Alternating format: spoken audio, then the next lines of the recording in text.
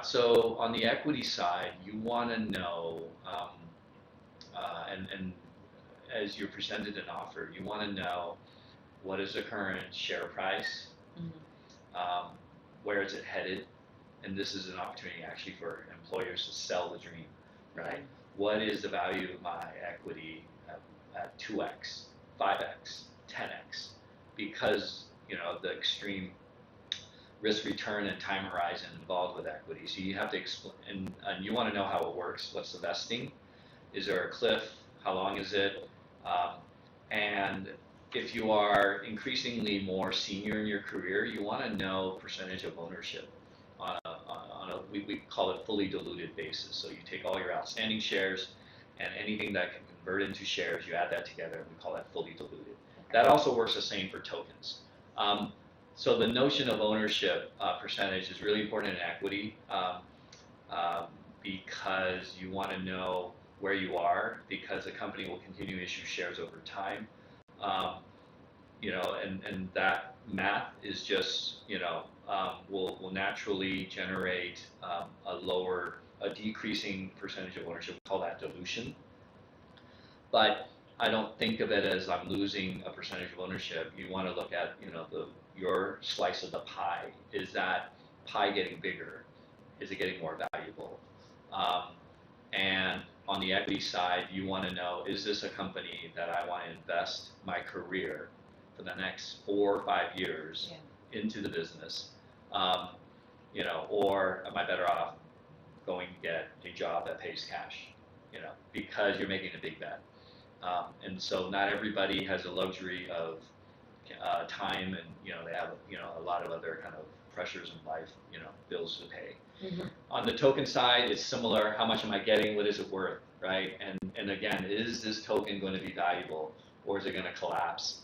And so there are some places like Binance, Huobi that exclusively pay in tokens, and so you really need to believe in this, that this thing is going to continue to grow, and they're often subject to a lot of fluctuations. So one thing to consider that's very different from tokens or from equity is that let's go back to that example where that poor finance person is paying twice a month. Let's say your vesting is supposed to be on the 15th, but let's say this person pays out on the 5th and the 25th or whatever, 20th, right? So you're sort of in between. You get your tokens on the 5th. It's priced on the 5th. Right. And technically speaking, you should be putting together your compensation report and submitting it to the IRD or the tax authorities based on the day you receive your tokens, right? But what happens the next day and it collapses? You still have to pay the tax on the 5th, right? And let's say it just continues to drop until that day that you're supposed to be vesting. What do?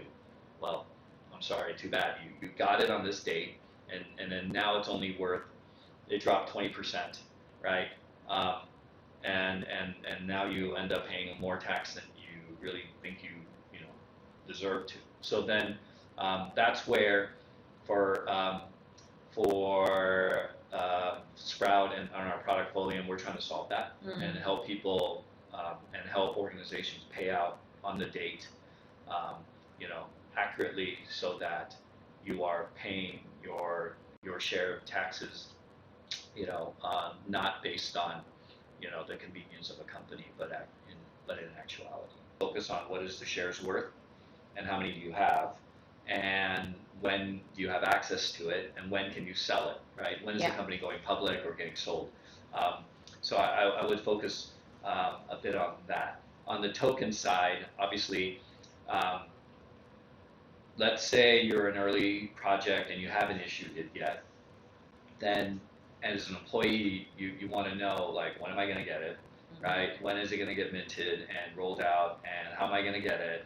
I would definitely factor in the gas fees and the tax implications. When am I getting these tokens, and who's tracking it? How can I track it? How do I know if my employer missed the payment? And again, this is where you need something more than Excel, right? To be able to track it.